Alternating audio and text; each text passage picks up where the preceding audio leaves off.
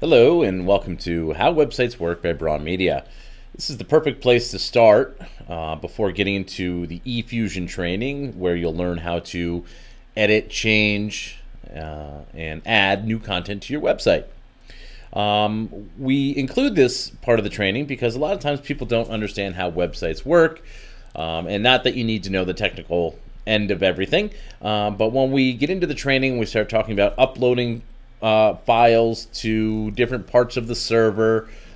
People kind of get lost in that section, and I hope that this part of the introduction to your training will help you understand a little bit more what we're talking about when we mention servers and files and everything that goes along with that. So let's get right into it, and let's figure out and find out how websites work. Now, most commonly, websites have text on them. They can have videos on them. They can have PDFs, and they can have images, and there's other things they can have, but this is really the most common core of what you find on a website. So this common core of text, video, PDFs, and images, they all exist in folders. Think about back in the old days when you had to keep certain documents organized together. Well, we organize things on a website in a folder system as well. It's just done digitally.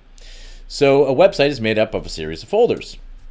These folders are then connected together, and they send instructions back and forth to each other using different programming languages. And in this example, I'm showing you a picture of HTML. And all the HTML does is kind of instruct the folders how to behave and how to display the information when we want to display it and how. You don't need to know how to program in HTML or any other language in order to use a website that we build for you. So you've got the folders, you've got the programming, and they're all interconnected.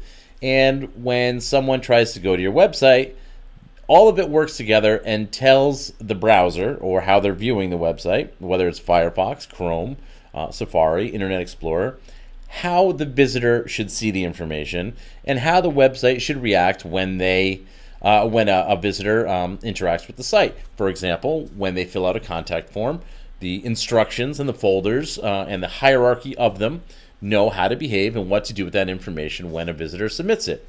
That's just one example of interaction by a visitor. So this whole set of folders, let's say you have a photos folder, there's a video folder, and whatnot.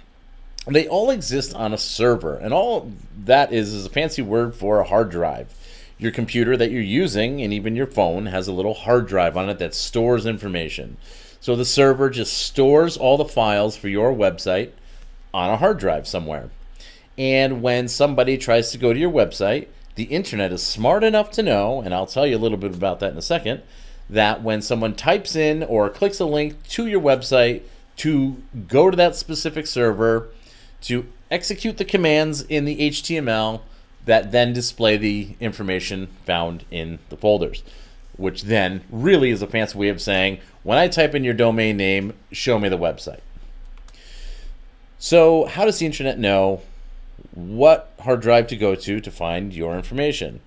Without getting very technical, really all that we do is we do some technical things, but we tell the entire internet around the world that when someone types in your website's domain or they click a link to it, anytime they try to visit your website, the internet is told and instructed to go to a specific server, which then executes the code, which then displays the website as you intend it to be.